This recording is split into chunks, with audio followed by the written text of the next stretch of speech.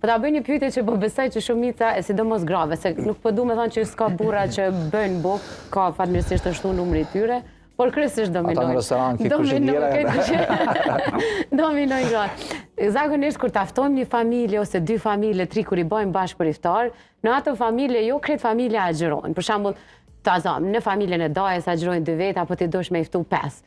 Sa është se vap me ushtru iftar për ma pak persona që agjërojnë e ma shumë janë që sa agjërojnë kur iftan. Fokusi do të jetë ata të cilët kanë agjëru, mirë po për shkak të justifikimit të tyre, për shembull smundje, kotadione, atëherë nuk është mirë me nda, se Ramazani, sufra e Ramazanit është sufra e bashkimit, e unitetit. Madje edhe nuk është mirë me veta ke qenë agjërushëm as ke qenë agjërushëm, sepse është i vetmi adhurim që Zoti Xheleshanu e kalon në besë mes rubit edhe mes ti.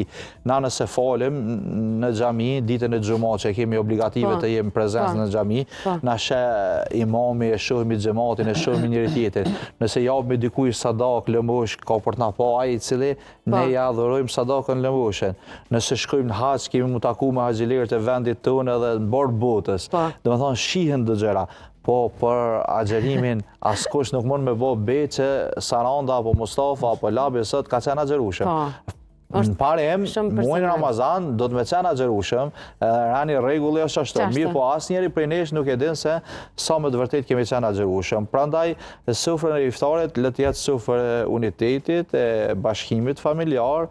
Inshallah Zoti i bën edhe ata të cilët nuk ja din lezetin pritjes së iftarit, se besimtari gëzohet kur vjen iftari për 2 gjëra.